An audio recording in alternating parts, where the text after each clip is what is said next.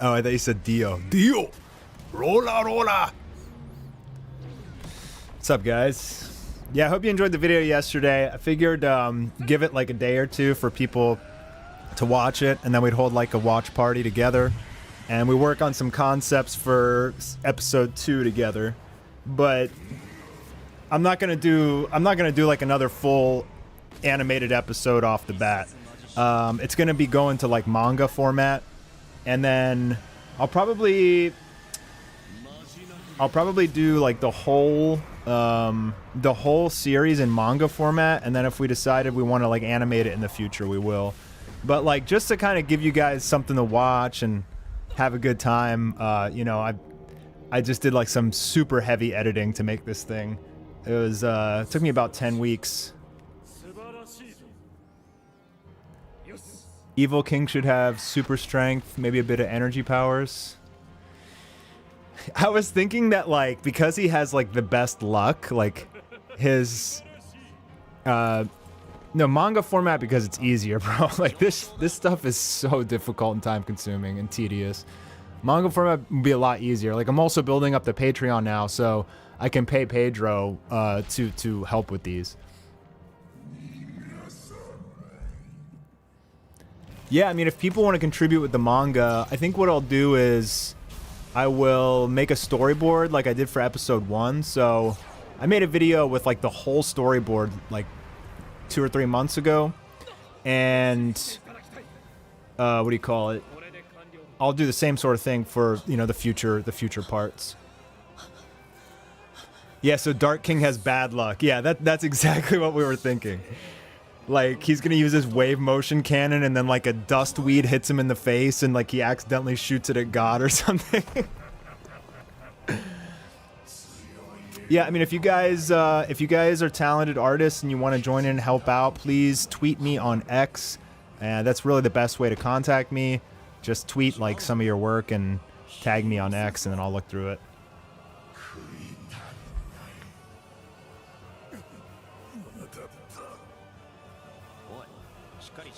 How's the video quality? Is it running smooth? Honestly, man, I don't really use Instagram a lot. I kind of hate Instagram. Just find it so fake and vain. I don't like TikTok either, dude. I tried to start like a TikTok account. Just gives me a headache. Like every time I open the damn app, I get a headache because it's just so ADD, man.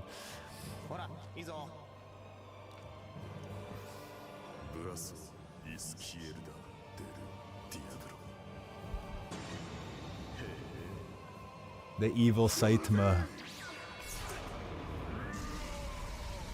So like some people were asking, why didn't you bring a second Evil King in? And I was thinking like, well, if God turned the original king into an avatar, he wouldn't really need to like summon another one, right? Oh, Steven Z, what's up, bro? I watched your reaction. I loved it. It was a funny video, man. And congrats on 400k subs. That's impressive, man. When you were watching Goku vs Saitama, you were at 10k. Now you're at 400k. That's awesome.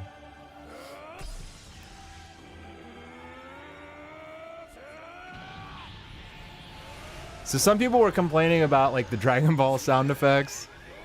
Dude, I was just trying to have fun with this video. I mean, like, you guys gotta understand, like, I'm not trying to like take over the series. I'm not trying to like say this is like, oh, I can do season 3 myself. I'm not saying any of that stuff. Like, I was literally just making this purely for fun. It's supposed to be a little bit trolly, you know, and it's just supposed to make people like happy. And I'm not gonna do a full series of this like Anime War. Like, I literally can't. But we will do a full series of it like in manga format, especially if we can get the Patreon up.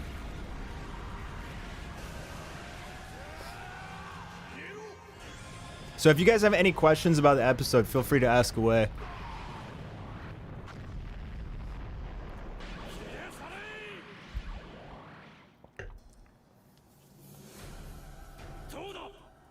Man, the Dio voice actor is just so perfect for Blast. It's like uncanny.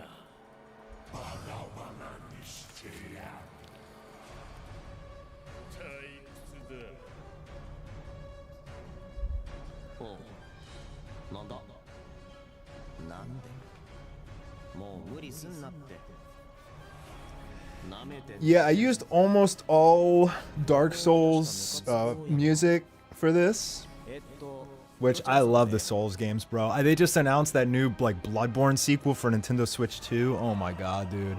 I am like creaming my pants. Like, I can't wait to play that so badly. I've beaten all the Souls games like multiple times. My favorite games in the whole world.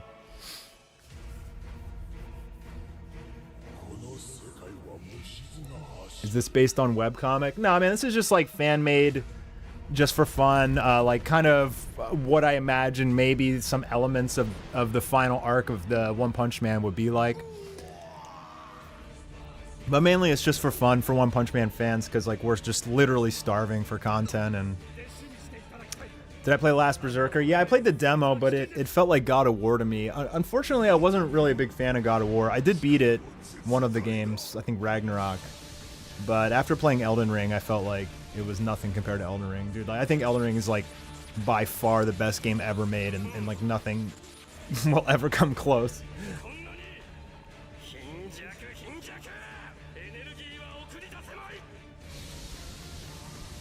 So what do you guys think Evil King's abilities should be besides bad luck?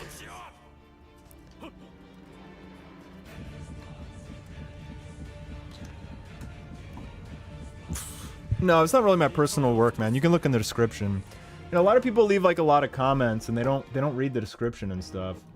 I wish they did. Like, people just are so quick to type a comment like, "Oh, you didn't credit the animators." I'm like, dude, like open the description box, please. Like, just read. Yeah, and this is very heavy editing. Most of it is really Murata's art, and then I animated it, like that walk there, or when Saitama lands from the sky. So like some of the stuff I do is like I'll take one Murata panel, color it, and then I'll turn it into like a whole little animation. But it's not, I'm not nearly as talented as like most of these guys. I mean, I'm like a 3 out of 10 in animation. Like I wouldn't, it's not something that I want to do for a career. It's an extremely tough job. Extremely tough. Again, this is just heavy editing. You can consider it more of an edit than anything, a fan edit. And it's like I said in my video the day before, it's like more than an AMV, less than a fan animation. And again, it's just supposed to be for fun. I'm not doing another full anime war, but I want to continue this in manga format. Would I say I'm good at editing? I'd say I'm good at storytelling. I think that's just really my power is just storytelling. And then I just, like, I think of the whole story in my head and I envision it. And then, like, dude, to make this myself, like, without any help, it would have taken me 10 years, literally 10 years, and it wouldn't look as good. So I just, like, it's like, dude, I just want to get this, I just want to put the vision in my head. I want to get it out there, like, as fast as possible, and I'll do whatever it takes to make it a reality, basically.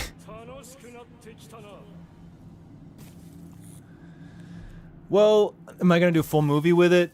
So, again, I'm going to make it like manga, and for part 2 and beyond, and then it shouldn't be too many parts. This was originally supposed to be like a 3-part, maybe 3-video series.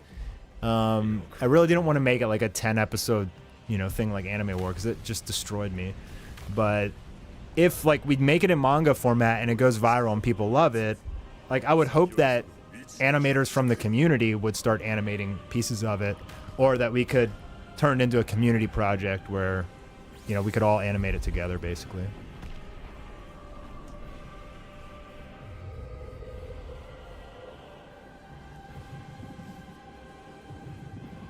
Yeah, I wanted to make Evil King strong as hell, but he's got to have like really bad luck. He's got to have like the worst luck imaginable. Like, his luck is so bad that like God starts losing because of it and just like de-avatars him because he doesn't want the bad luck anymore.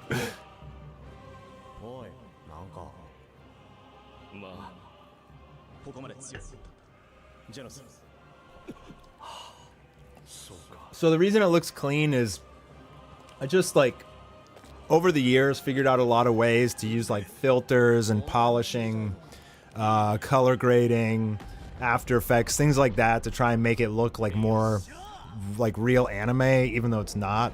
This is like, this is not real anime, guys. So you guys have to understand that. It's really important that like my viewer base understands that it's not real, and I'm not making this out of disrespect for anyone. It's just pure a passionate fan who just wanted to make something fun for people to watch. Some people really like the CGI god, some hated it, but I think, like, dude, the detail on his ripples and like all over his skin just looks insane. I like it.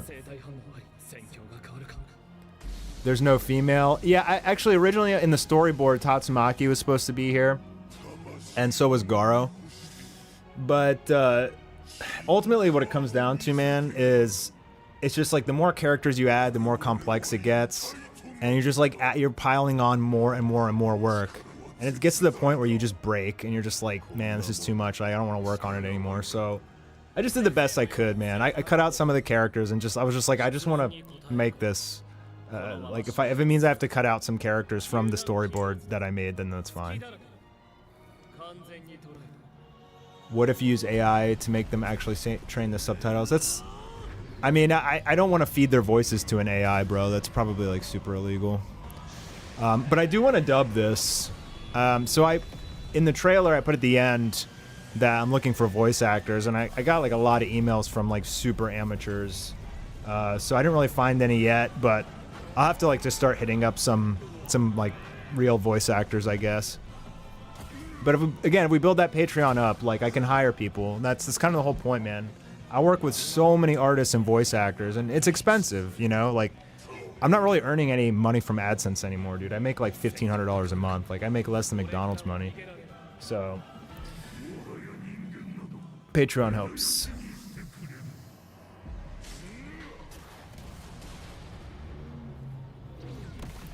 Blast getting knocked back is nuts. Yeah, I was gonna make him like make some sort of like energy shield and block it, but like whatever, dude. I mean, I feel like Blast, Genos, and Boros didn't actually use their full power. Like, Boros should have used the Roaring Star Cannon, but...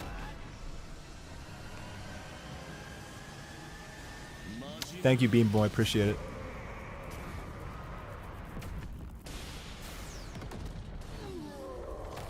Yeah, I think for voices, I think it'd be best is honestly just get English voice actors. Like, I really don't even want to use like the Japanese voice actors.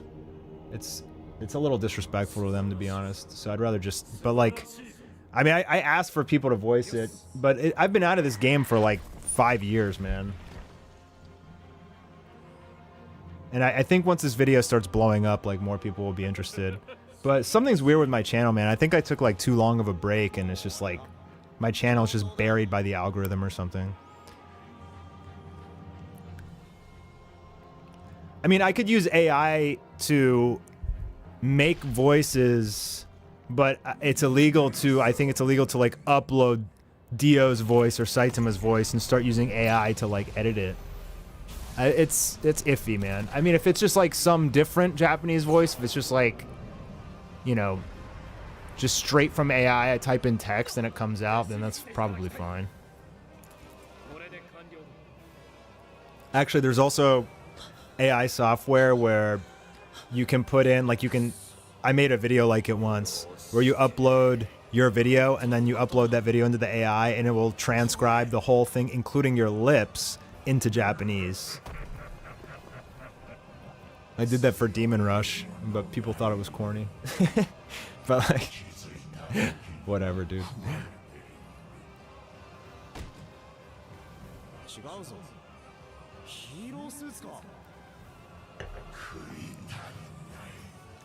Man, I feel like the YouTube landscape has changed so much, because like if I released this during Anime War days, instant 10 million views. It's not even 100K yet, which is pretty surprising. Yeah, 11 Labs, that's the one I used. But all these AI sauces, like, dude, they charge a lot of money. Like, if you want to, eventually it's just going to be like an AI agent that can do everything, and you won't need like 100 different AI softwares to make this stuff.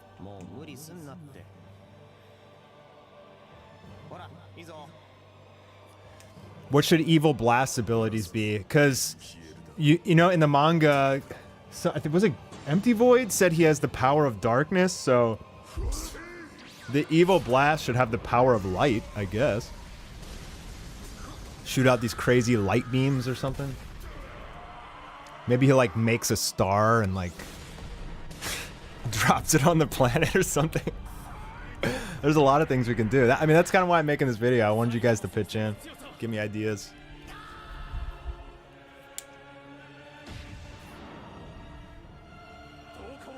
Okay, white holes, but what does a white hole do? Instead of crushing, it expands and blows everyone away or something?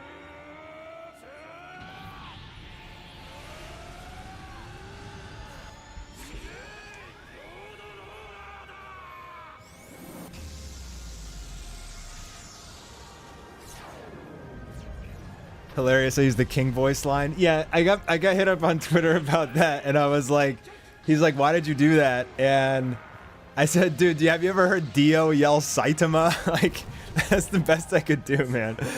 I mean, again, it's like I'm just trying to make it feel real, but it's not real, you know?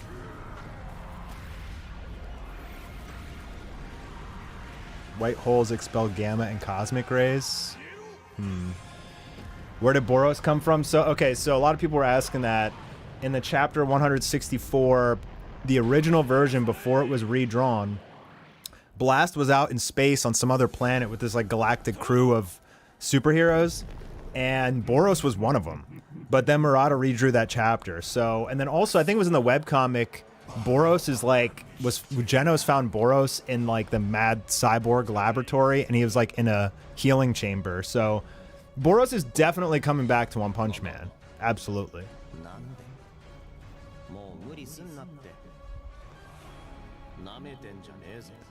Okay, so a white hole, a time-reversed version of a black hole where matter and light are ejected rather than absorbed and nothing can enter it. What if it like reversed time and like turned Boros into a baby or something? Is Saitama coming back? Oh yeah, dude. Absolutely he's coming back. He's not even hurt yet. Yeah, I have a preview of episode 2 on the Patreon, so hopefully you guys will sign up for that and take a look. And I got Pedro to do 2 double-page spread panels. It looks insane, dude. Pedro is unimaginably good. Like he could be Murata's apprentice. That's how good he is.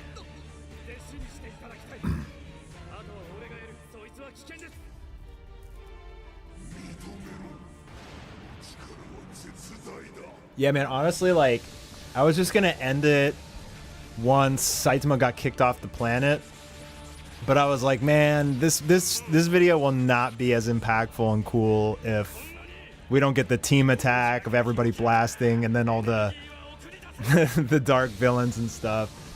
Like, I was just like, man, I was so tired by the end. Like, that's why the end, it's like really stiff here. I was so exhausted. I was like just trying to power through and finish these last couple scenes.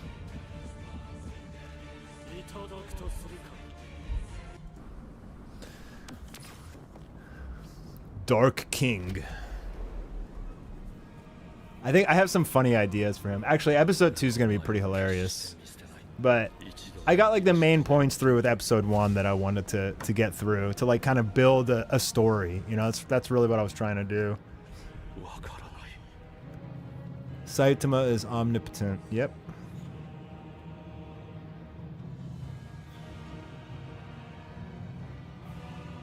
Wow, Curtis, thank you so much for that $100 donation, dude. Really appreciate that, man. Awesome, dude. You appreciate the work. Keep pushing forward. Wish you the best. Thank you, man. Really honestly appreciate that. Big time. I'll tell you what, if we can get 15 super chats, I'll show you one of the double page spreads that Pedro made for episode 2.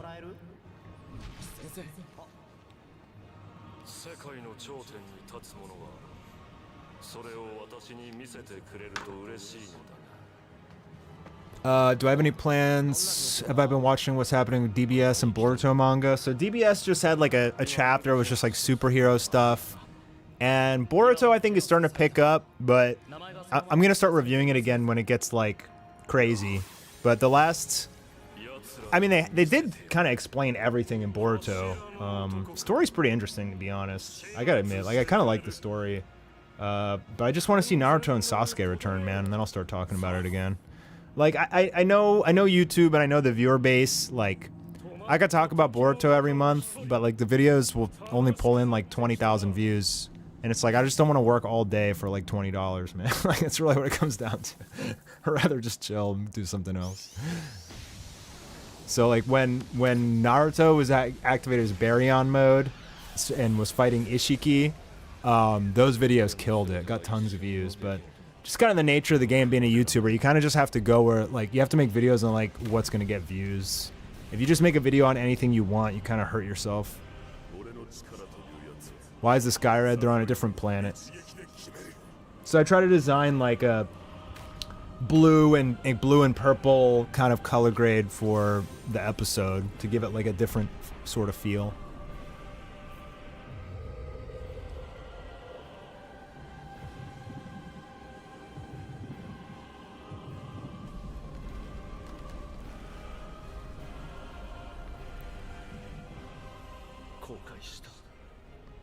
Dude, the Baryon mode animation was so insane. We even got Vincent Chansard. He's like one of the best animators in the world.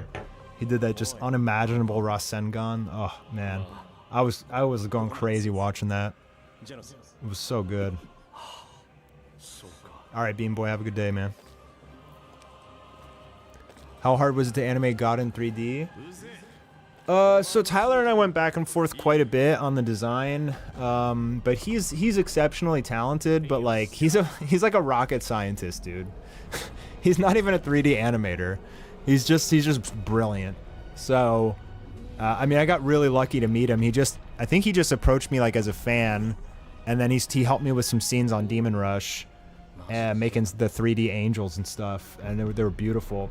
And then I asked him, I was like, hey, do you think you could make God in 3D? And so he started working on it.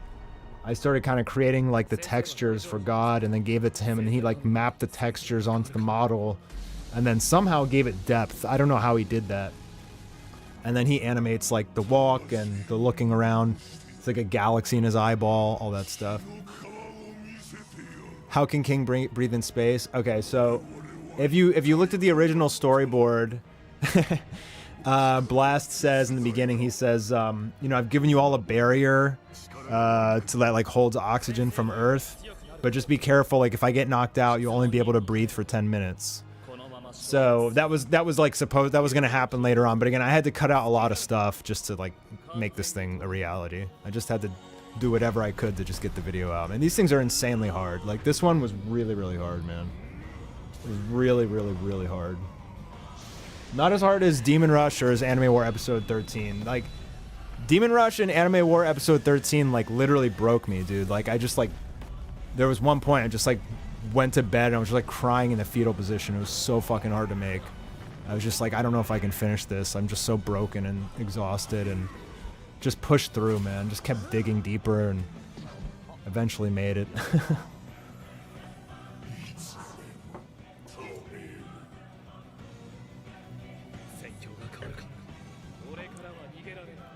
Okay, the voice actor for Archon.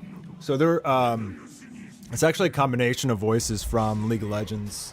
It's like Mordekaiser, Nocturne, Kha'Zix, a couple others. They all sound kind of similar with this like demonic filter on it.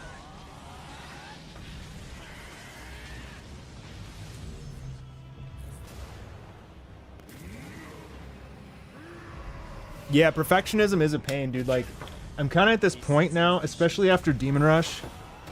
Dude, I dug so deep to make Demon Rush. It was so hard that after Demon Rush, I was like, trying to make this, I'm like just way too perfectionist. Like my standards for quality just went up way too high, like literally too high. And so I just put in too much work, just polishing like every little freaking pixel. And it's a problem because, dude, like, when my channel started exploding, I was doing Goku vs. Saitama, and it looked like garbage, man. Like, all these, like, just straight lines, and it just looks so awful, you know? But because I was putting in so little into the quality of it, I was pumping out a video every like 2 weeks. And so my channel exploded because on YouTube, it's more about consistency than just releasing like one big video. So now I'm kind of at the point where it's like, I don't want to sacrifice quality because I know I'm capable of higher, but that means I'm just spending like way too much time on every scene.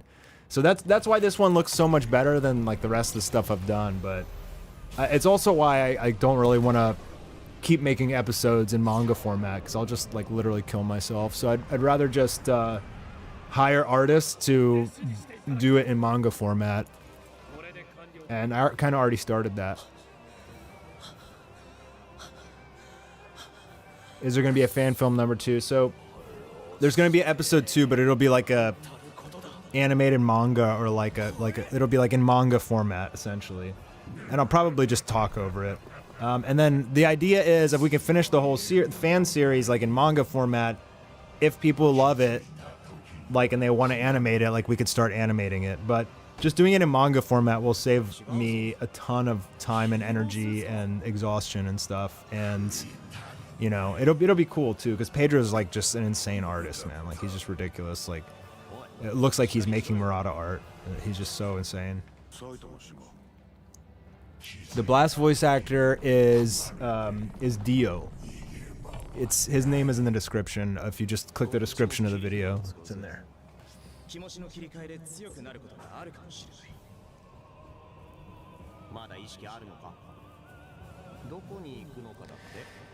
Yes, the thing is, man, it's like most people like literally have no concept whatsoever about like what goes into making animation. And it's just like, it's a struggle, man, because like, it doesn't matter. I've explained so much, so often. It doesn't matter how much I explain things, it just falls on deaf ears. And like, people just watch it and they're like, okay, cool. And then they just buzz off. And then they come back every day to be like, well, where's the next episode? It's like, bro, I need rest. I need rest. I already started getting the where's episode 2, like the day of release, man. It's begun. Yeah, Pedro drew some double page spreads for episode 2 already. It's on my Patreon. You should sign up and go see. Unfortunately, like, making anime, like, it's not a one-person job. It's like you need literally an entire army. You literally need an army of people working on it. And even so, like, even the top anime, they still get like heavily criticized, man. Like, the best anime in the world still get criticized. Like, people like pick out, they freeze it on an in-between frame and start criticizing the hell out of it. It's like, these people are just awful, dude. Those kind of people are awful.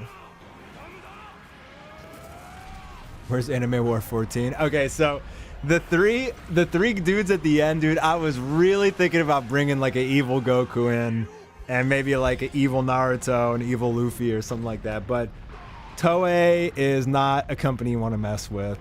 You know, I've been covering One Punch Man for forever now, and I don't think I've ever got any copyright issues on One Punch Man. And I think that One and Murata are pretty cool with fan-made stuff. I mean, after all, the God in the One Punch Man manga looks identical to C. Eminglap's fan manga. So it's very, very similar. So I'm sure Murata saw that and was like, I love this idea, I'm going to use it.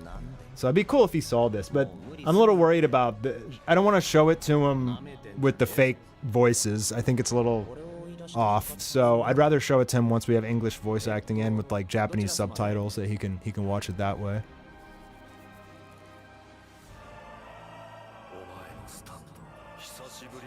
First animation you did took 2 months for 14 seconds. Yeah, that sounds about right. There's this animator, Dan Mark. He emailed me. He did Bakugo versus Inuyasuke, I think his name is. And he emailed, it's insane. He's an industry animator. He spent 4 years on it.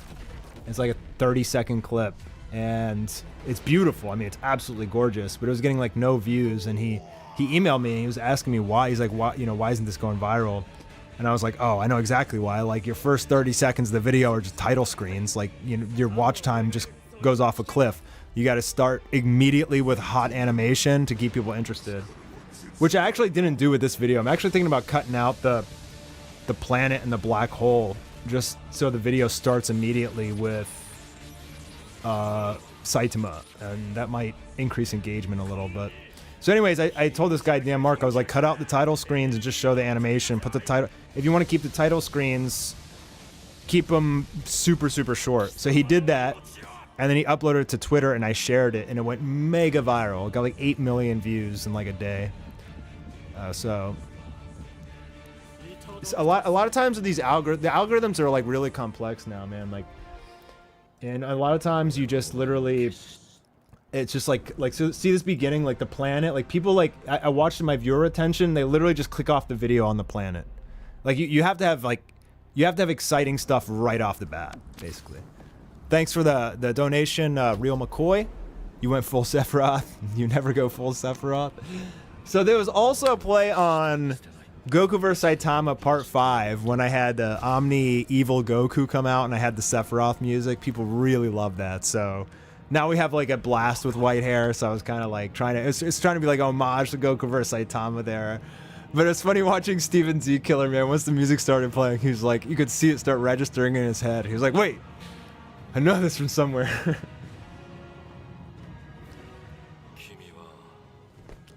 TikTok brain is real. Yeah, it really is, man. Like, honestly, YouTube started going downhill once TikTok came out. It really did. And then, stupidly, YouTube tried to copy them with shorts, which I think hurt YouTube even more because everybody hates shorts. And I think YouTube should have just, like, stayed we're like the high-quality, long video format platform. That was their gold mine, and they kind of diminished their product by going overboard on shorts to compete with TikTok. I think it was just an awful idea.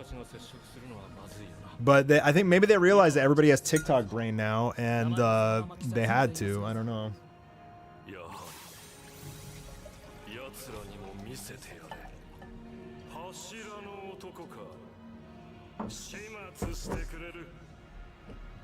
Yeah, TikTok, dude. Oh man, I really tried. I really tried. Because you can make money on TikTok now too. Like, you can sell products, and some people were making really good money, man. I even tried to do that just to make some extra money for my family. But like, every time I open that damn app, dude, it gives me the worst headache. Like, literally, just all the flashing. Like, you close the video and another video starts playing. It's like I'm trying to leave the damn platform, bro. It just keeps playing videos. You turn your phone off and it's still playing the video. It's like, oh my god, dude, I gotta get this thing off my damn phone. I hate TikTok so much. Orange Piccolo should have his own movie. Maybe he will one day.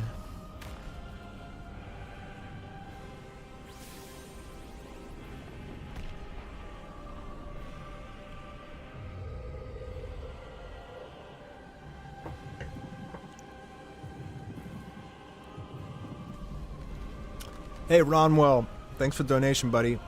I'm a huge fan of Anime War. Because of it, I created a fusion character of Goku, Vegeta, Saitama, and Wiccan from WandaVision. That's interesting.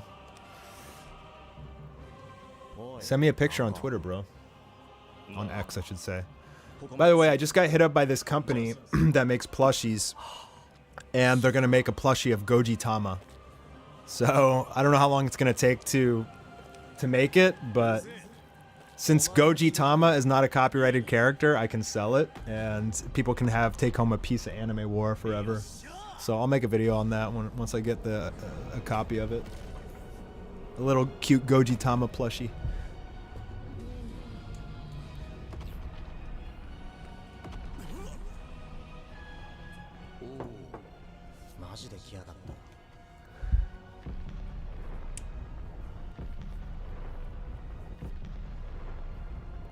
Any ideas for the white Boros, like what his abilities would be?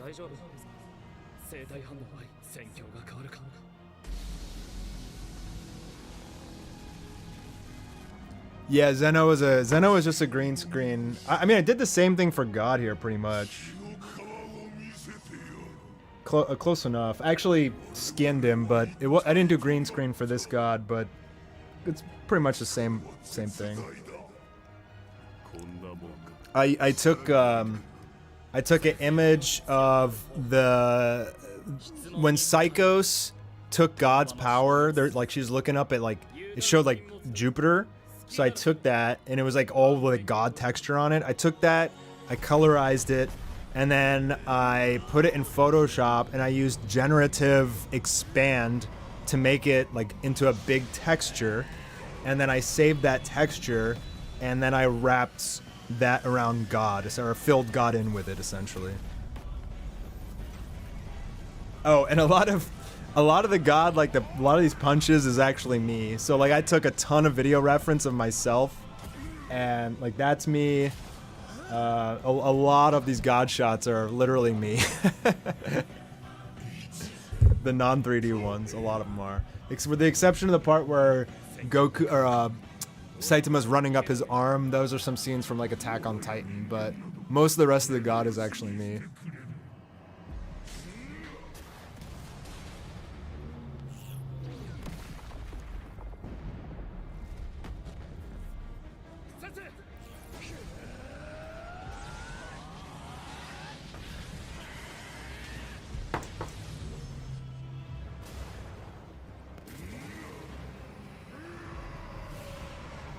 Flow Skates, if you want to watch the whole video, man, just go to the channel. Like, this is a watch party with the person who made it. So if you just want to watch the video, just go to my channel and watch it there, bro.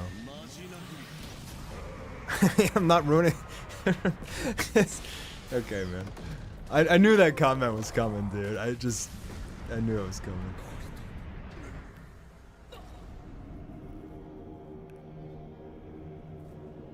Let me see. How do I think the current redraw for One Punch Man is going? Man, I think Murata like lost so much steam with these redraws. I just think it was a horrible idea. It was just like it was awesome. The first one was fine. He didn't have to redraw it at all. But then he's like, okay, I'm gonna redo it. It's like, okay, oh, sure, bro. Like, we love you, so we'll follow you. We'll appreciate it no matter what.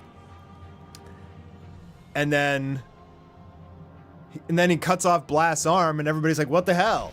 It's like, okay, I'll redraw it again. It's like, bro, please just stop redrawing these entire arcs. Like, we need new content. So, I don't know. Hopefully, I think Empty Void's probably going to get one shot, and I think he's just going to literally throw out, like, all the work he did over the last, like, 2 years.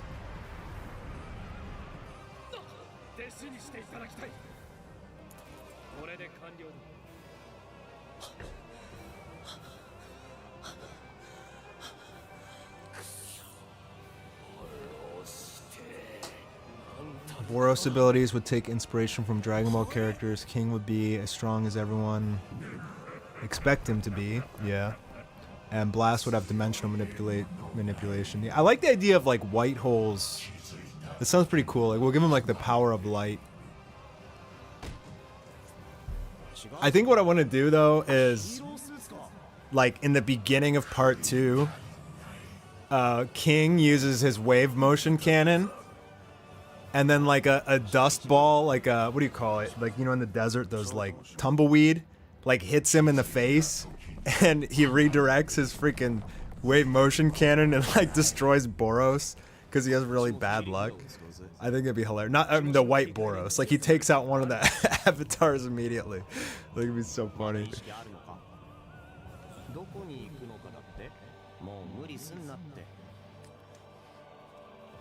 How much work do you have to do to get everything you need for Demon Rush?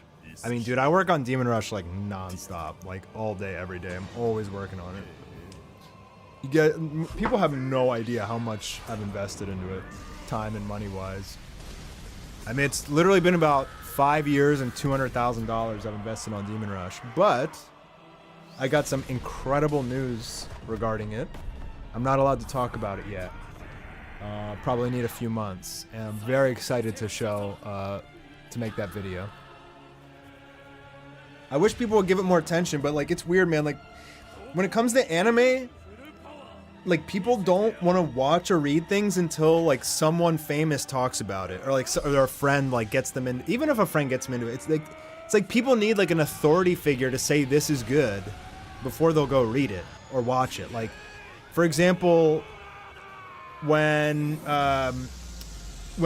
Demon Slayer first came out, episode 1, I was like, this is gonna be anime of the year, and everybody's like, nah, you're crazy, we're not gonna watch this crap. Became anime of the year. Same thing with Solo Leveling. I said the exact same thing. People were like, nah, it sucks compared to Dragon Ball One Punch Man.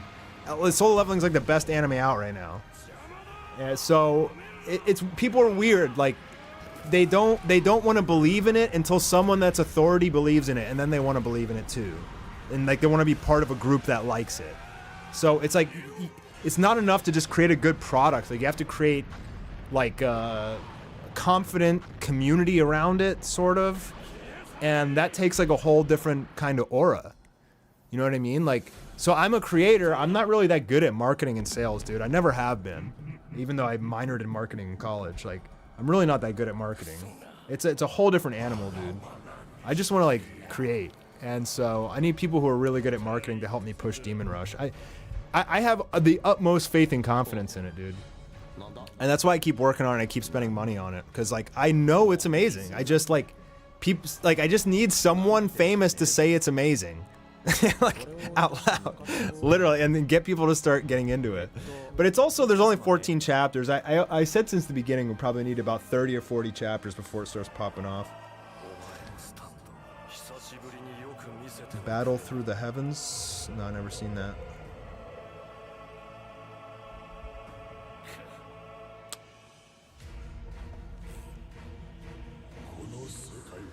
So the Boros stuff, dude, actually, we made all those Boros models from that, like they were for Anime War. So I actually used like a ton of my old stuff for this, and that's partly why it feels like Anime War. I used a ton of my old, I shouldn't even call it mine, but a ton of the repurposed footage and stuff that I did for Anime War, and repurposed it again and cleaned it up and recolored it for this video.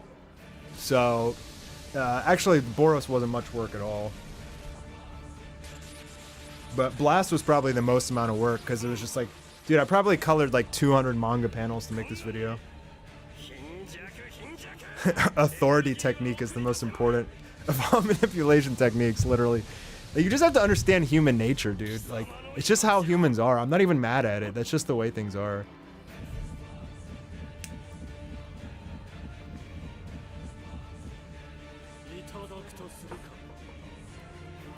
I think the main thing for Demon Rush is just keep producing, because like it's still basically the prequel right now.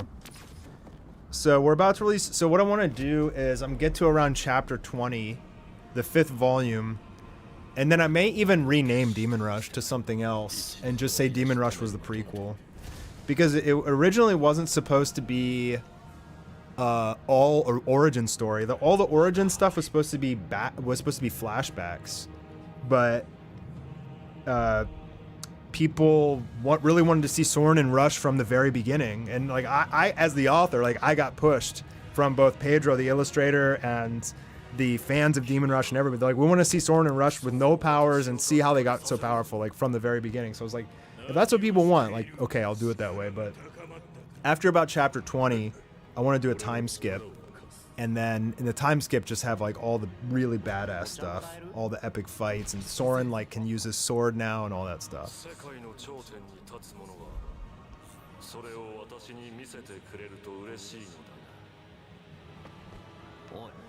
Awesome, Ramo. Thanks for the donation, bro. I will check out your art. If you send it to me on Twitter, I will check it out. I'll give you a follow too. Thanks for the $10, man. Appreciate that donation, brother. I got demon rushed. Yeah. I mean, no, I didn't really get rushed. I mean, at the end of the day, it's up to me. But I do like to take feedback and criticism. Part of this whole process of making these fan films and stuff the last 10 years, and just even being a YouTuber, you get criticized very heavily. The first few years, I really wasn't good at taking criticism at all, but like now I'm much better at being able to like sift through the criticism for things that like, oh, this is actually like a good idea, and not get like affected by the bad comments. Although people can be really mean, sometimes you can find gems of good information in there, or like hints of things that, like, if you're just willing to put your ego aside and not take it as like a brutal put down, like there can be a hint of honesty in there that you can learn from. So I just try not to let it bother me anymore, basically.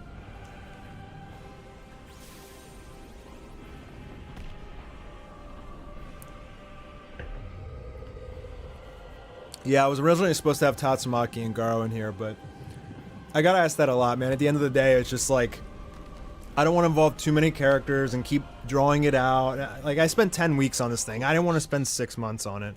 Like, the final episode of Anime War took me an entire year. 1 whole year, and it was up for 3 hours before it got taken down. So, you gotta understand why I don't want to make these things too long and, like, spend an entire year on it. Why is Boros smiling all the time? Because he's excited to fight. Yeah, Nebula, you know, the thing is, man, like, in today's world, like, everybody's so sick of being lied to, and it's just like, we all just want truth and honesty. Like, we want authenticity, we want real. And so, I see that's what people want, and I want that too. Like, everybody's so tired of being lied to and played and all that crap. So, I don't mind just being honest. I think it's a good thing. Show value there in your honesty and authenticity. Like, a lot of people were surprised I made the video the day before releasing this, and I was like, look, here, side by side, this is Murata's art, this is the art from the video. Like, I'm not claiming it's mine. Please don't claim I'm a good artist. Like, I'm just coloring Murata's work, you know? And even so, I still got tons of really nasty comments about tracing, like, even though I'm completely, you know, open about it and stuff. But it's like, dude, I'm just trying to bring Murata's, like, art to life. Like, but whatever, man. I was honest about it, so.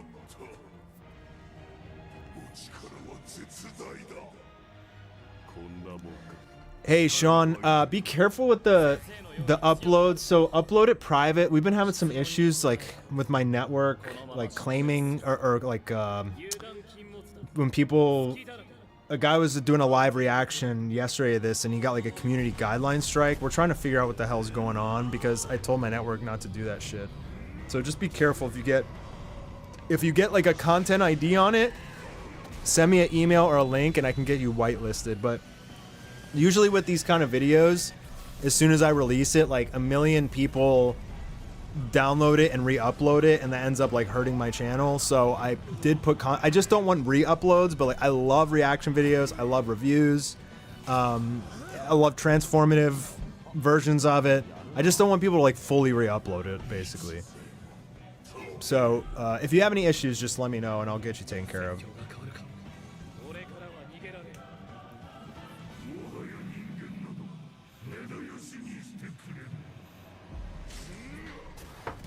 Pedro's good, man. I think his health is good. He really loves to draw, and he's such an awesome, good-hearted dude, man. Like, he's so amazing, man. I mean, he really needs to be world famous. He's like not only super talented, but he's like humble and nice and strong, and he's just such a good guy. I love that dude. And it's really fun to work with him, because it's kind of like, the way I work with Pedro is almost exactly like how One works with Murata. Saitama didn't bleed, bro. It's just a thumbnail for clickbait. He didn't bleed. He didn't bleed, bro.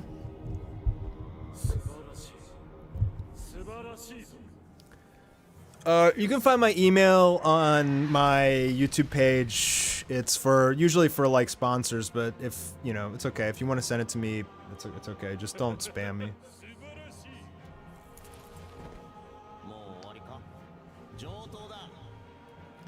You watch Anime War once every few weeks? Nice. Well, if you sign up for the Patreon, you can download all of Anime War in 4K with no ads.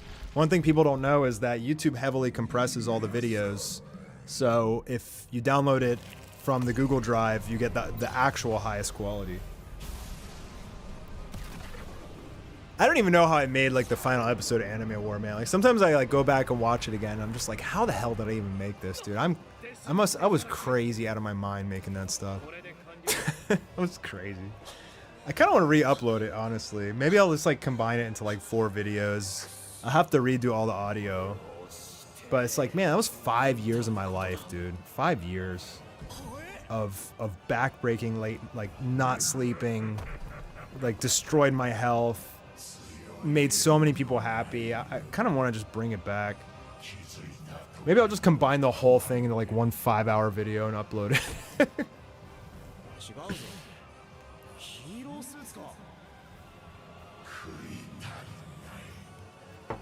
How many seasons do I think One Punch Man will be? Who knows, dude? I hope he gets... I mean, there's still a lot of ground to cover. Right now it's on the Genos Redemption arc. He's going after the Mad Cyborg.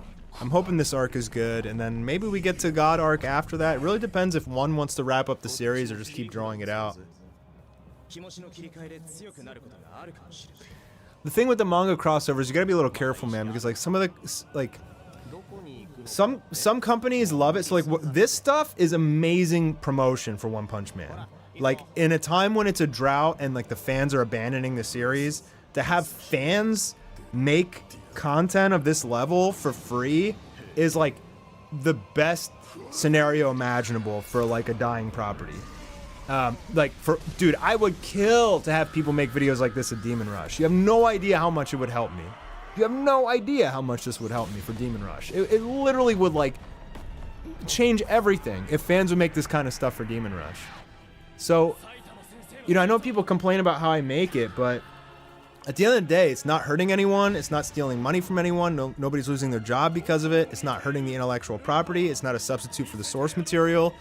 It's just free promotion. And that's one of the things I never understood about people getting so angry. It's like, dude, I'm just like promoting these shows. Like, what? It doesn't hurt anybody. It's completely innocent, you know? But maybe people see all the evil stuff that's going on in the world these days, and they're like, oh, you know, this isn't so bad. I'm hoping. Thank you for the $10 donation, Ronwell, again.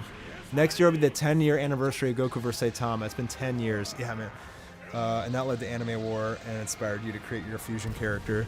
Yeah, it's crazy, man. So I started my YouTube channel in 2014, but I was just kind of learning. I didn't really go all in until 2016, so I would consider my first year starting was 2016, so I'm coming up on like 10 years. It's crazy. It was like the blink of an eye, man, for me, because I just sit in a damn room like staring at a computer screen or editing or drawing or whatever for 10 years. So it's just been a literal blink of an eye. Kind of need to like do something else. I don't want to spend my whole life doing this, but it's been nice not to have a boss, man. It's been super nice not to have a boss and just be able to sleep in and eat clean. I'm in really good shape now. I'm in the best shape of my life now. I'm at 7.7% body fat, muscular, six-pack 40-year-old. And I don't think many people can say that. So I got a family. I got my own. I made my childhood dream come true with Demon Rush. So you know, I'm doing pretty good. But at the same time, I kind of want to do some other things in this world. You know. How do I feel about Invincible? I think it's an awesome show, man. It's really good. I mean, the animation isn't like anime quality, but it's a fun story and it's entertaining, and voice acting's really good. I like it. I like it a lot. What else would I do? Oh man, so last year, or it might have been 2 years, almost 2 years ago now, I had this like kind of near-death experience, and it has very profound supernatural experience, and I want to talk about it. And I've become very like religious lately. I studied like all the religions of the world, and I was seeking the truth, and I found it. And I can't really talk about it because people will think I'm nuts. So I need to like make like a 3-hour video with tons of visual representation, and I want to talk about it. And I'm literally going to tell you what the meaning of life is. But if I just told you right now, you wouldn't believe me. But maybe if I make this video, people will believe me. Like, I literally know what the meaning of life is. There's 3. Yeah, it's a crazy story, man. I don't want to talk about it too much because people just think I'm crazy. So, but I'll explain the whole thing, how reality works. I'll explain everything. It is about love, yeah. Well, part of it. But yeah, I mean, like the first meaning of life is about learning how to love for sure, and just living your life and experiencing it. And live, love, learn, experience. Experience includes your suffering, your defeats, your victories, your heartbreak, all of that. Like the first meaning of life is literally just the whole human experience. Like, and you're really not just supposed to spend your life playing video games and sitting in a basement like I've been doing for 10 years. Like, you need to get out there and experience life to the maximum. Like, if you knew that death wasn't the end, like, and that you would, like, if you were not afraid of death anymore, you would live your life completely differently. Completely differently.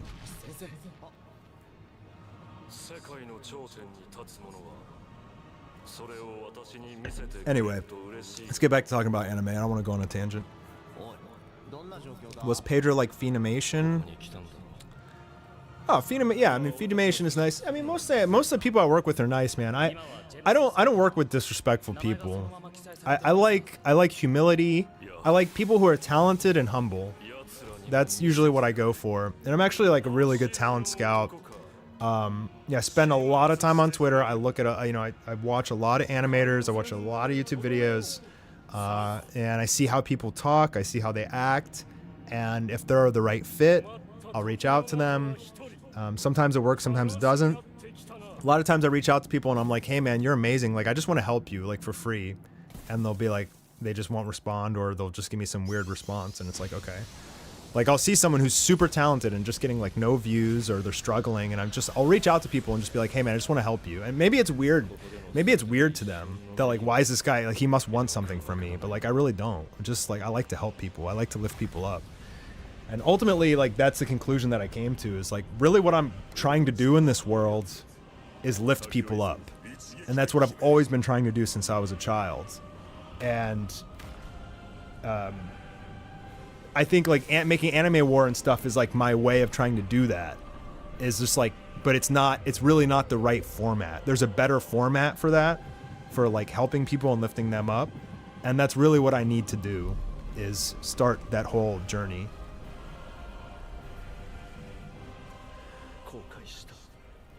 You really want to become an animator one day? I mean, man, a lot of us do, but like, it's a tough life, dude. Watch some documentaries on animation in Japan, and then think about it really long and hard. It is a very hard life. I say this a lot. Most people don't understand. Like, if you want to be a professional animator, it has to be the only thing you want to do in the world. Typically, you're an introvert that just doesn't like talking to people. You don't like going outside. All you want to do, you love art and animation so much that all you want to do is just stay home and draw and make it. And you literally don't care about anything else in the world. If you have that kind of like introverted personality, then animation would be perfect for you. But if you like to like have a life, don't be an animator, please. Like, it is not. I mean, these people in Japan, dude, they sleep under their desk. They get paid like $2 an hour. They get wheeled out in an ambulance. It's horrible, man. It's just like, it's like slave labor. It really is. Maybe if you're like an American company like Powerhouse Studios, it's probably a lot different, or Disney. I'm sure they make six figures and probably aren't worked nearly as hard. But at least the ones in Japan, where all the, that's how they get treated. It's actually really horrible. And most people don't understand why. And the reason why is because basically, so a production committee will be like, we saw the One Punch Man manga and we want a studio to make it. So here, they'll find a studio like Madhouse and they'll be like, okay, we'll give you $3 million to make a 12-episode season, which really isn't a lot. I don't know if that's the correct number. But they'll say, we'll give you $3 million for 12 episodes. And then it's up to Madhouse to take that $3 million and pay all their employees to make the episode.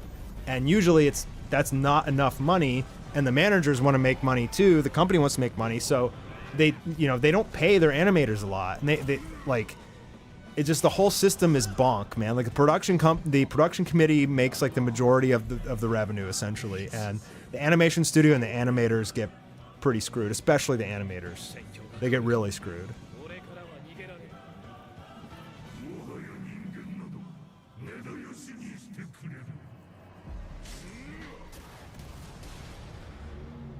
Dude, that's awesome, Nebula. Yeah, I literally had like an identical experience. I like literally met God, dude. It was wild. It was so wild.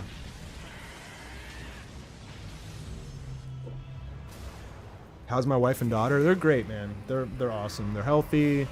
They're happy for the most part. My wife is stressed out because she works 6 days a week. Like, I don't want my wife to even work at all. I just want her to like be happy. But she actually, I mean, she wants to work, just not that much. It's complicated, but kind of need the money right now, to be honest, dude.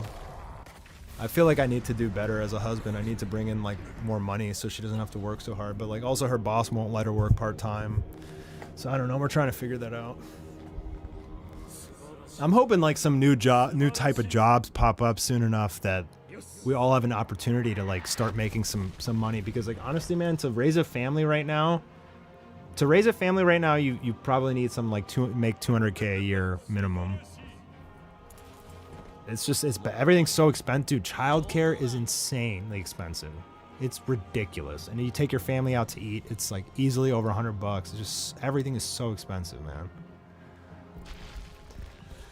What animation studio is the best fit for One Punch Man Season 3? Well, it's going to be JC Staff. I mean, we already know it's JC Staff. And the PV was just we thought it was the trailer, but it wasn't the trailer. It was just a PV. So, the Garo teaser looked really good in my opinion. So if the whole season's like that, I'll be super happy. Would Disney animators go through the same thing as Japanese animators? No. No, Disney animators make much better money. They make 6 figures, I think. So if you're an American animator and you get hired by like Disney or Powerhouse, like you'll probably be fine. But in Japan, their culture is like basically what they say in Japan is, because art and animation are like a fun job, we don't have to pay you a lot. Like that's just how their culture is. And a lot of the animators in Japan are just like, this is what I want to do. Like, it sucks I'm not getting paid a lot, but it is what I want to do. So they make like $160 a month, dude. Like, it's insane. They make nothing. If they're just starting out anyway. They make like, maybe $200 a month. It's literally nothing. I mean, I held fundraisers for animators in Japan. I held fundraiser with this, it's called Animators Dormitory, where they house, I think, 12 upcoming animators. They give them, a bedroom and internet and stuff to kind of just help them get into the game. So, I try to do some fundraisers for them, but it's just an awful culture, man. They got to change the culture over there, but Japan's like super stuck with their culture. They will not change.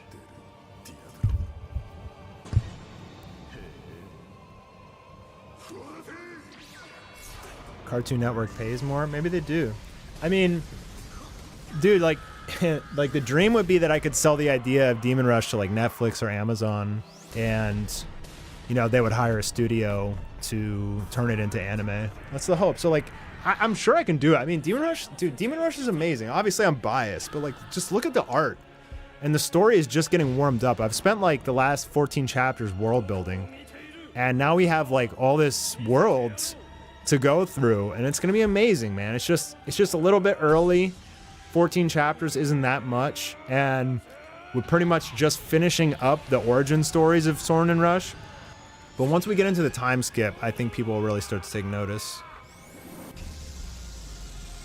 Everyone's getting pimped by their jobs. Yeah, man, people are stressed out, dude. Like, people are being overworked, underpaid, and the bosses are stressed, and it's just bad out there.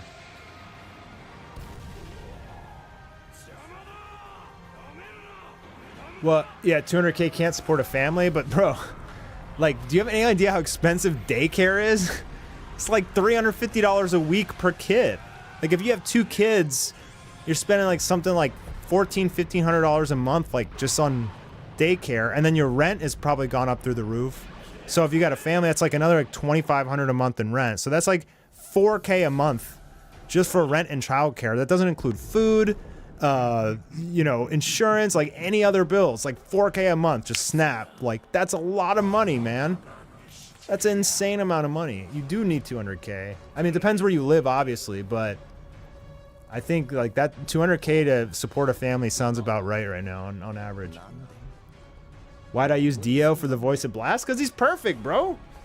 He's like literally fits him perfectly. Boros is an ancient version that is completely primal and fights without restraint or thinking, whereas our Boros would be slightly weaker than the primal and can outsmart him. That sounds interesting. I like that idea. I was thinking that like that, so the human Genos would kind of be like an insane martial artist, but also have like some DBZ abilities, like it could shoot like Kamehameha and stuff.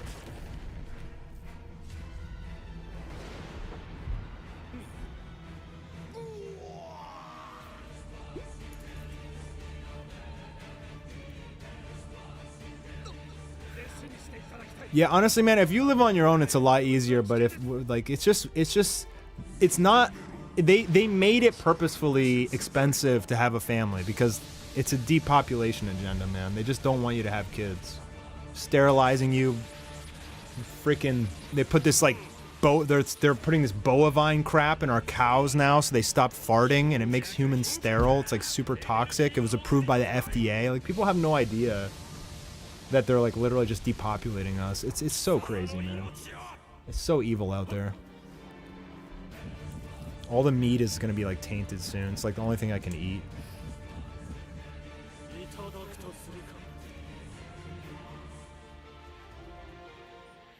Dude, 90s anime was godly, man. I like those guys. Like, dude, have you seen the Vampire Hunter D done by Madhouse? It's just like still to this day, it's a marvelous feat of animation. It's so incredible. If you guys have never seen Vampire Hunter D Bloodlust, you gotta go watch it. But I bet those guys like literally murdered themselves making that stuff. I mean, it's just, but it's so beautiful. I mean, there's a lot of really beautiful 90s anime, no CGI at all, just all handmade. I mean, that stuff's legendary. It's like they can't even do that stuff anymore. It's just, I honestly don't know how they pulled it off. You just had like mega talented people who were hungry to make something beautiful, and they gave it their everything, and it just shows. Akira had over 1,000 pages drawn. Yeah, I believe that. It does stand the test of time, absolutely. No, dude, don't eat lab-grown meat or fake meat. It's just made completely of seed oils. It just literally destroys your entire body. So for me, I was like, I almost died last year. I was so inflamed that I was gonna burst. And I had some severe allergic reaction to something I ate. And I always thought I was gluten intolerant. And I am, but it wasn't really the gluten that was doing it to me. It was the seed oils. And I only found out because I started watching these YouTubers, Bobby Parrish and Dr. Berg, and they both talked about seed oils. And I went in my pantry and I looked at like all my organic food that's like packaged, and sure enough, it all had seed oils in it. And so I switched to just an all grass-fed beef diet, and I was only eating like 1 or 2 meals a day and just fasting the rest of the time. And literally all my health problems disappeared. It was insane. Dude, I lost 45 pounds in a month. Like, I wasn't even fat. I was just swollen as hell. I was so swollen. I was like a balloon that was about to pop. And once I switched to just eating like 1 or 2 grass-fed beef meals a day and eating a lot of fat, like coconut oil and butter, like I would just cook burgers in coconut oil, and I would just eat like a pound of beef a day, basically. Just like my whole body just purged all that inflammation. And other things started happening to me too. I had all this energy. I needed less sleep. I was like crazy in the gym. I started to put on muscle. Like, it's insane, man. Like, I didn't realize how good fasting is either. Like, fasting literally heals your entire body. And that's when I started to learn that God is real. Because it's like, wait, if we stop putting all this poison in our mouth, like our body just like literally heals back to its like perfect state. You know, if we only eat like organic, you know, non-packaged foods, like our body just like goes, like it just reverts to like a Greek god, man. It's amazing. Just people don't know, like, cause like we're taught always to fill our mouths with all this garbage, and we eat out, like every restaurant we eat out at is like filled with chemicals and crap that just screw us up, and we're just so poisoned we don't even know we're poisoned. Black seed oil apparently is pretty good. But I don't know if you eat that. I think that's like a supplement. I live in America, bro. There's coconut oil everywhere. You can get coconut oil in any grocery store. It's sad we have to buy grass-fed beef, like if a cow just doesn't eat grass already. Well, here's the issue, man. They feed. So what I found was corn, soy, and wheat are all of in America is all poisoned.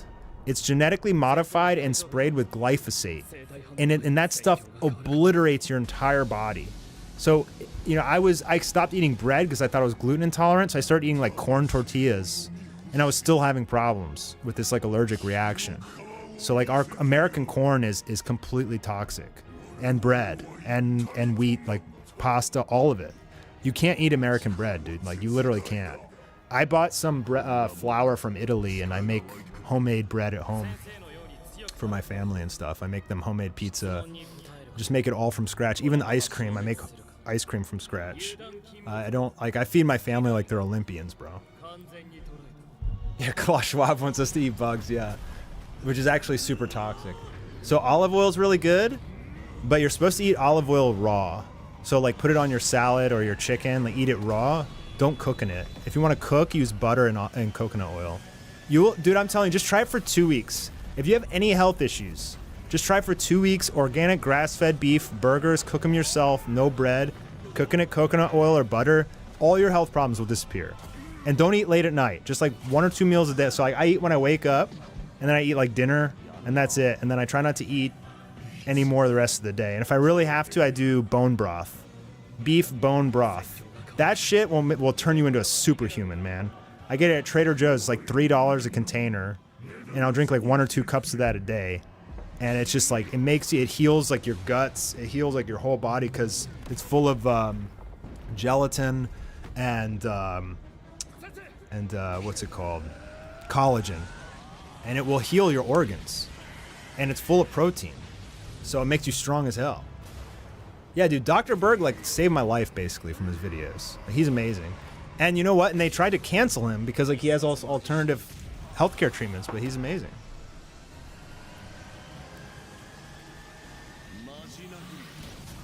Dude, like the seed oils are so unimaginably bad for you, and it's in everything. It's in all of our breads have canola oil, soups, like shit that should not have any oils in it. They put it in. They put canola oil because it's just a cheap filler. And what's even worse is they subsidize it. The government gives them money, like produce this toxic crap and put it in all our food, man. So like once you start realizing, it's like, well, wait, why are they poisoning us? And then you start going down the rabbit holes and you start seeing all sorts of really crazy stuff.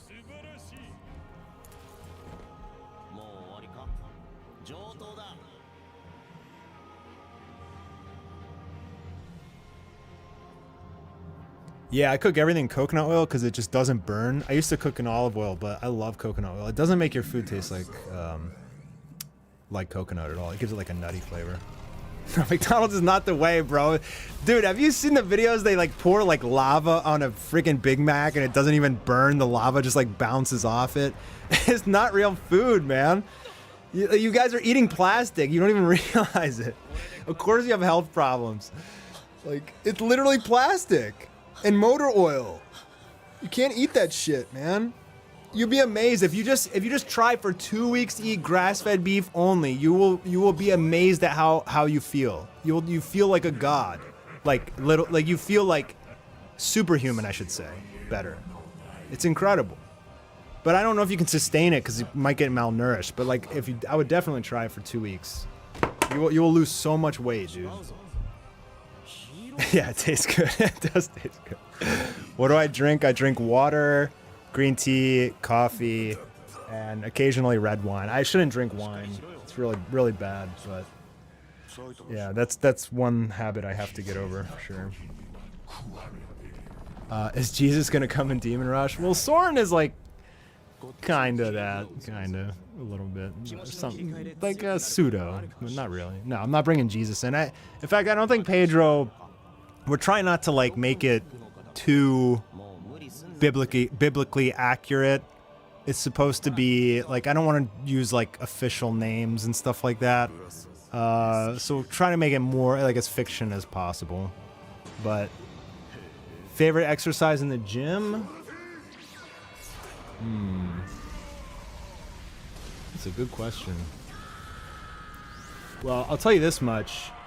Since I started eating grass-fed beef only, and like my body got all lean and tight and strong, and I can do pull-ups like a mofo now, and I could never do pull-ups before. Like, dude, I can do like pull-ups and like lift my legs up like freaking Rocky from Rocky 4. Like, it's insane, man. I feel so light and strong.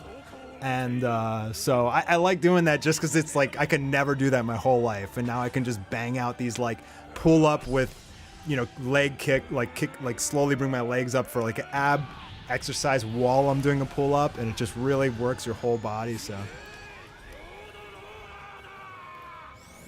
yeah, dude, you gotta eat Walmart hamburger. Probably bad, bro, if it's not organic grass fed. And even the organic grass fed, what I just learned, they can take a corn-fed cow and put it in a barn and feed it grass for 6 weeks and then just declare it's grass-fed, even though it's really not. So your best bet is to go to a farm, dude.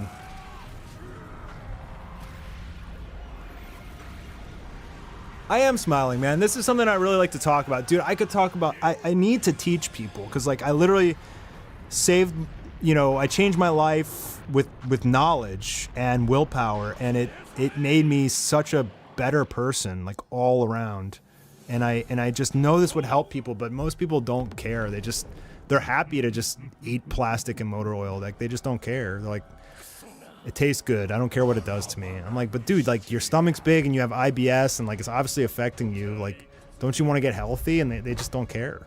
You know, it's kind of sad to me, but it really, what irritates me, I mean, if you're an adult, it's like, whatever, do whatever you want in your body, but what really irritates me, man, is what people feed their kids. It drives me crazy because kids are innocent. They just don't know. And then, like, so I took my daughter to this birthday party, and you feed them Costco pizza, right? So all the kids are eating Costco pizza, and just like out of curiosity, I look in the ingredients, and it's like fucking a laundry list. It's like every seed oil known to man, like all these chemicals. Like, I'm like, my God, like, this isn't, like, what is this shit? You know? And it's like our poor kids, it's just destroying their little brains and bodies. Like, you know, everybody's in all, like, if you look at candy and anything packaged, it's not real food. Like, the only thing that resembles food is, yeah, we're talking about carnivore diet. Like, the packaged stuff, like Oreos or whatever, like in candy, there's no food in it. The only thing that resembles food is like corn syrup, which isn't food. It's a chemical. It's an extract that they're making our food in a freaking laboratory. It's just a bunch of chemicals smashed together with flavor enhancing chemicals on top and some sugar.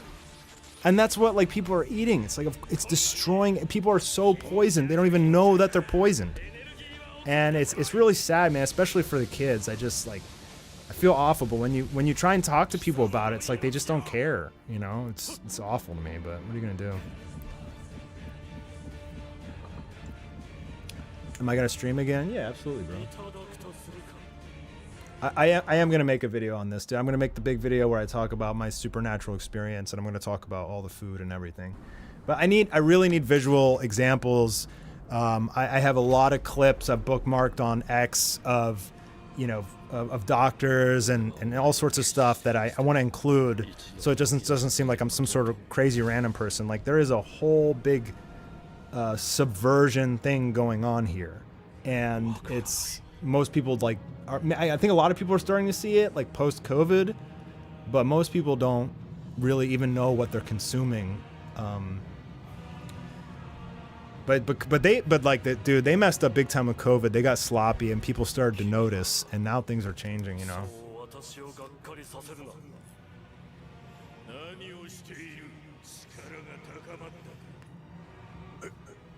So, godly entertainment, yeah, dude, I'm gonna talk about Gnosticism a lot, because I didn't even know what Gnosticism was. And this supernatural experience I had was Gnosis, and I learned about it. Like, I started researching and devouring books like crazy, trying to figure out, like, what happened to me. And it's called Gnosis, and yeah, so I'm gonna talk about it. I have to. It's been sitting festering in me for like a year. Like, I have to talk about it. What was my starting weight? How long did it take to reach your goal weight on carnivore diet? So the first 2 weeks, I lost 25 pounds. my body just completely like deflated and purged itself of like all the poison. And then I stopped drinking alcohol too. And then in another 2 weeks, I lost another 20 pounds. And I got down to about 170 pounds. So I'm 6'4", and that's pretty low. I didn't want to lose any more weight. So I started eating like carbs again. And I realized immediately it made me feel miserable, dude. Like as soon as I started eating sweet potato and stuff again, I just felt slow and tired. Which sucks because it tastes so good, man. I love rice, I love potato, but at least for me, it just, like my body hates starch. But I met this Ukrainian guy in the gym and he was like jacked as hell, and he was telling me he doesn't eat meat at all. So I think you have to kind of explore your genetics as well and kind of see like what works for you. Basically, there shouldn't even be medicine. Instead, we should have diets tailored to our DNA. And once you can figure out the diet that works for your DNA the best, your body you'll turn into, you know, Brad Pitt from Fight Club, literally. Like that's what happened to me. My body just loves like meat, man. Like I eat red meat like crazy now. It's like pretty much all I eat is like red meat and pasture-raised eggs. That's like the vast majority of my diet. And butter, coconut oil. I eat a lot of garlic, onion. I do eat cheese. I should cut it out, but like sometimes you just need a little bit of taste, man, you know?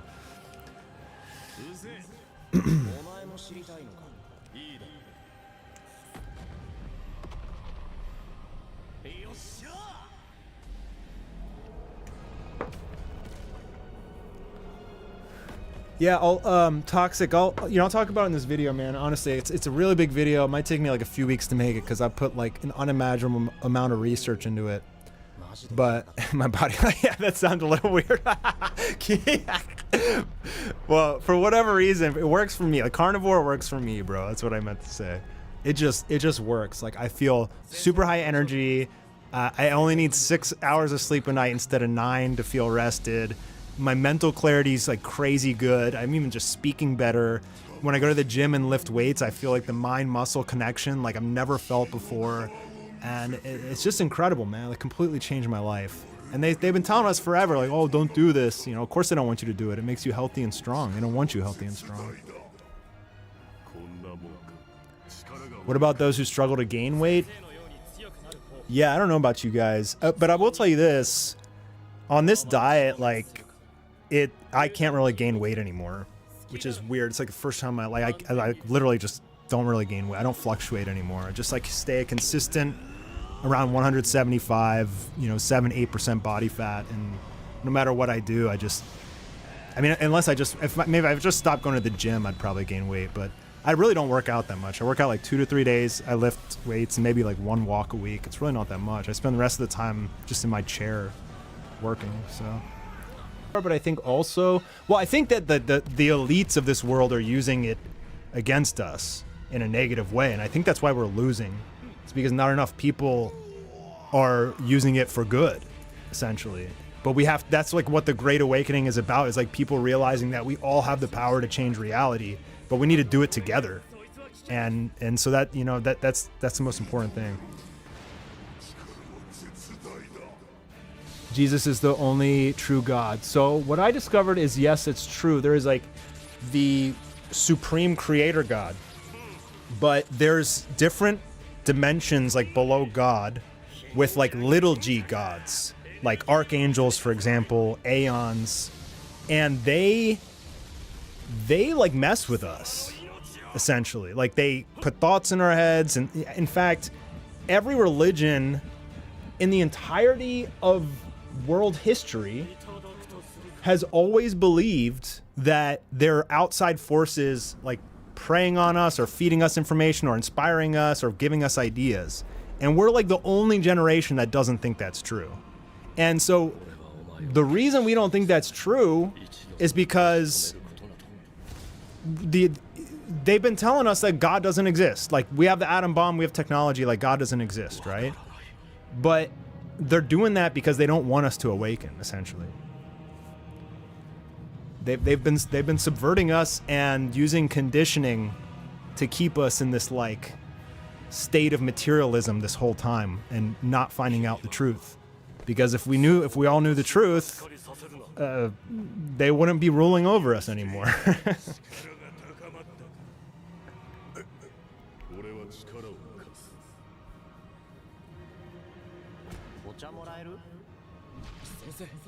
I'm not familiar with Jiddu Krishnamurti, but one thing that was crazy to me was reading the Book of Thomas. So there's like these secret teachings of Jesus that was found in a cave in Egypt in 1945. And after my spiritual experience, I read that and it was like, man, the words just jumped out at me, like shook me to my core. Like I couldn't believe, like it was just speaking like everything I experienced. It was wild, man. And so they tried to say it's fake, but I don't think it is. I don't think it's fake. There was one line in it that I thought was weird, but other than that, I felt like it was real. I feel like the Book of Thomas is real, man.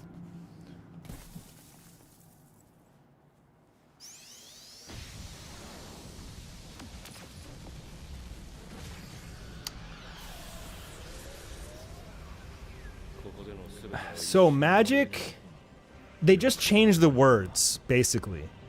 So our ancestors called it magic, but like we call it now like conditioning. We call it brainwashing. They changed the words to confuse us essentially. But like, so like the first level of magic is essentially like changing the way your brain thinks and like projecting that out into reality.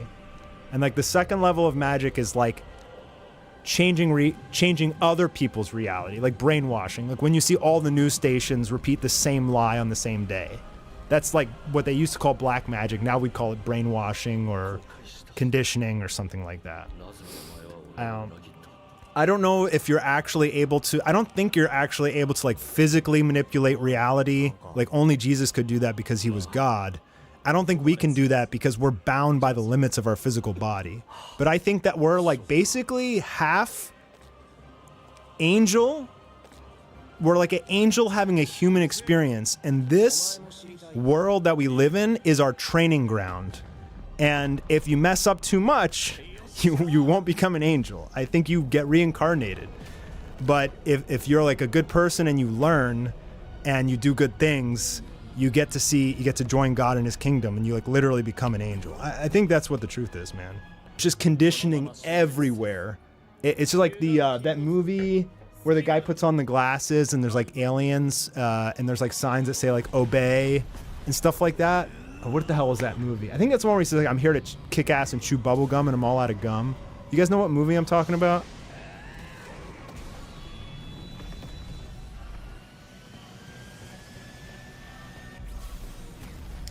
But yeah, it's kind of like that, man. Like we've all been blindly conditioned and we didn't realize it because things were good. We were fat and happy and entertained. I mean, literally, that's what it was. And now we're starting to see all this evil out in the open.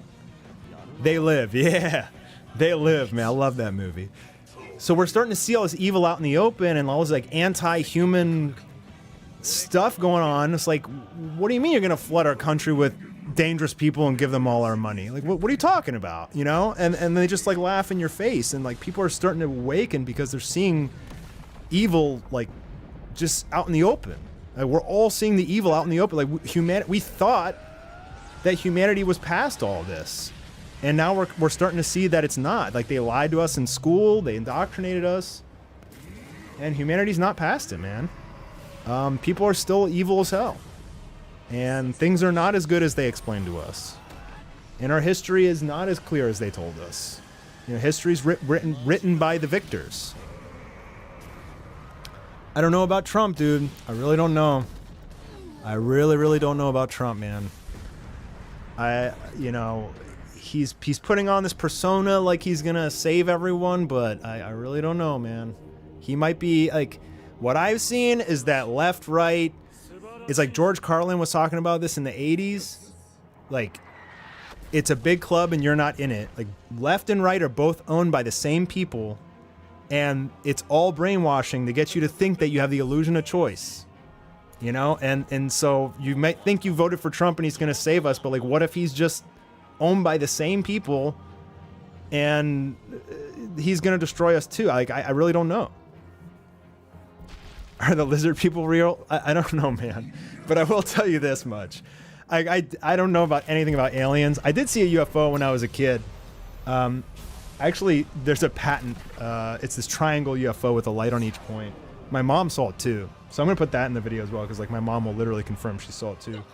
But I think it's probably human technology. I think like what we think aliens are probably like angels, to be honest. But I could be wrong. I really don't know anything about it.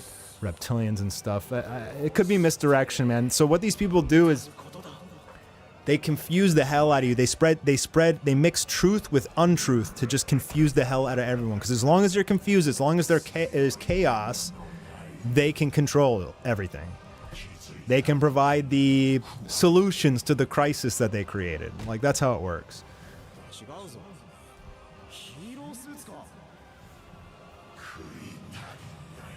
Yeah, I mean, they did try and kill him, but, you know, I don't know, man.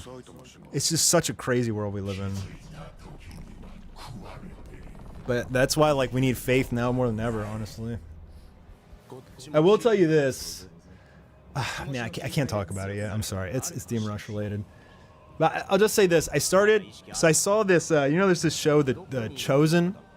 And the guy plays Jesus. He was doing an interview, and he was talking about how he saw this prayer where it's like, if you say, Jesus, I'm a sinner, you know, forgive me, I submit to you, and say it every day, like, amazing things start to happen in your life.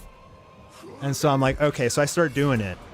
And like literally like a few days later, I get an email that was like my big break. And I was like, no way, man. Like, no way. And then the next day I get another email for the card game. And I was like, no way. Like this, like, it can't, like, is this really happening? Like, so Christ is king, man. That's all I gotta say.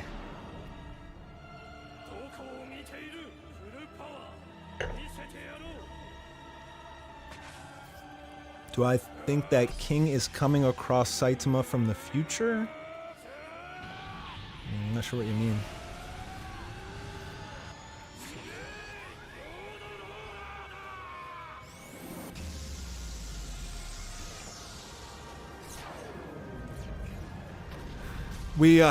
Nader, we started off just talking about the One Punch Man video.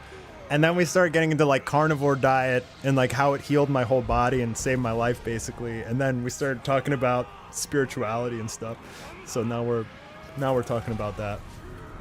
Well, we're having a good conversation actually. It's pretty entertaining.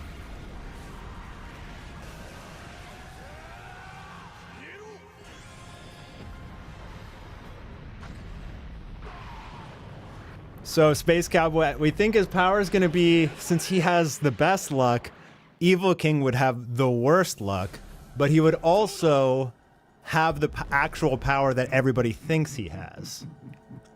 So he would be insanely strong, but he would have the worst luck imaginable.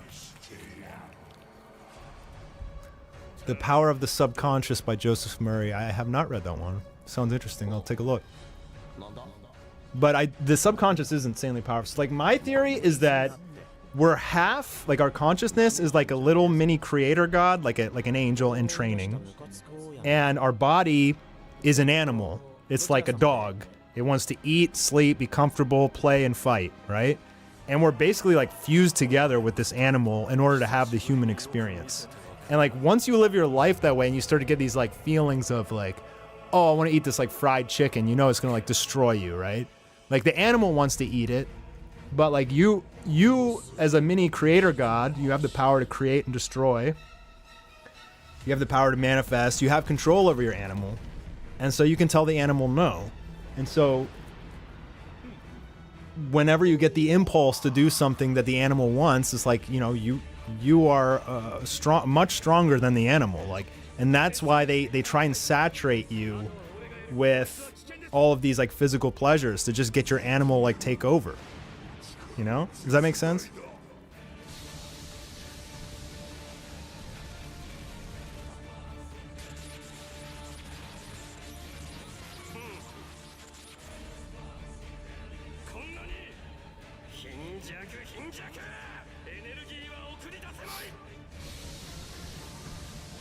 I'm telling you, bro, manifestation is literally real, dude. but you're limited by the bounds of your physical body and the physical world. So you can't just like manifest like flying because you're limited by the rules of the physical world. But you can manifest by thinking of like Demon Rush and like creating it in your head, and then you can like manifest it out into reality through an incredible amount of hard work. Like that's kind of how it works. What's up, Justin? We almost ready to play Demon Rush, dude? I gotta show you this new evil deck, bro.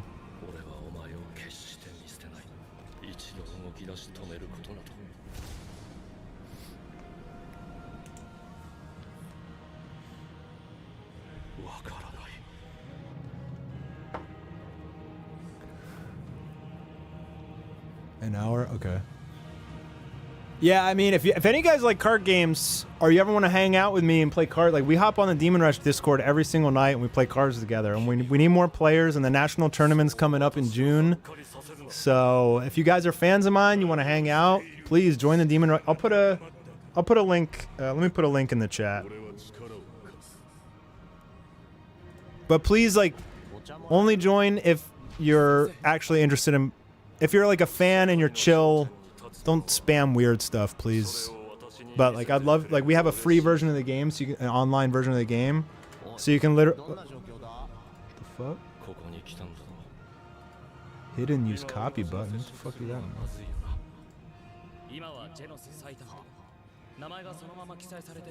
Just go to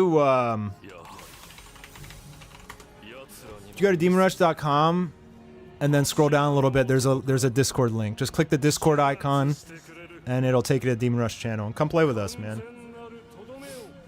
We're gonna be on tonight, hanging out, having a good time.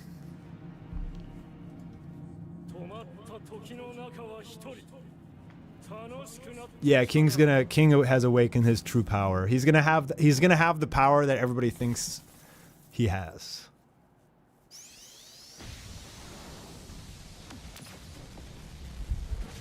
Yeah, dude, if you play Yu-Gi-Oh, you're gonna love Demon Rush. It's like, you know, GOAT format. So basically what happened was, I played Yu-Gi-Oh for 20 years.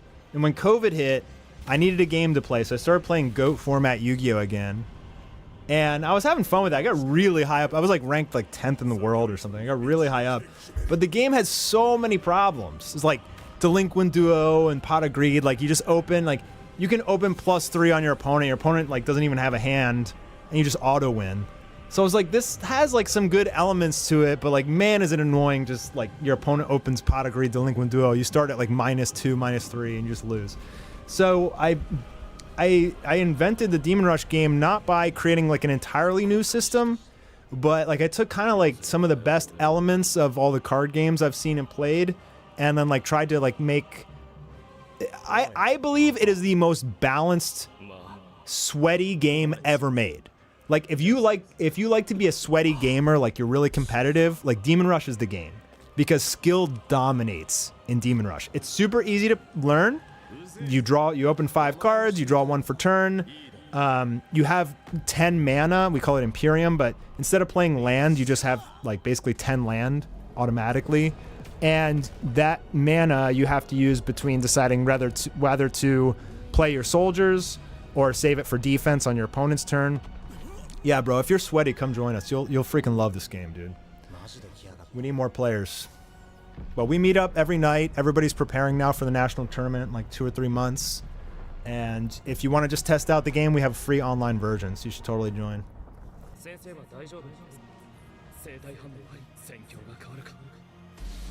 It's stressful, but it's exhilarating, man. Like, so like the boss monsters in Demon Rush, they're really expensive, like super high risk, high reward. They cost like all your mana, and they can be stopped by like a 1-cost card. So you either play it like, but they're super, super powerful. So if you get them off, it like makes you feel so giddy inside. Yu-Gi-Oh has so many cards, you need a law degree to understand. Yeah, absolutely, man. Like, that's why like I couldn't get into modern Yu-Gi-Oh. Like I went to the store and met all my old friends, and I was like watching them play. And I was like, dude, this game looks like garbage, man. Like, how do you guys, like, so literally 25 out of your 40 card deck is just hand traps, and if you don't have a hand trap, you auto lose because your opponent can bring out like 8 beefy boss monsters that all negate a card on turn 1. I'm like, what is this game? Like, why are people playing this? Play Demon Rush, bro.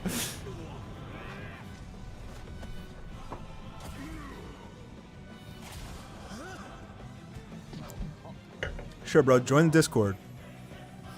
Everybody that's fans of mine and you're chill and nice, join the Discord. Yeah, there's no DEI in Demon Rush, bro. No hidden agendas. It's literally just pure passion, and we just wanted to make the most fun, engaging game possible. And we're gonna release the online version on Steam, hopefully in a couple months.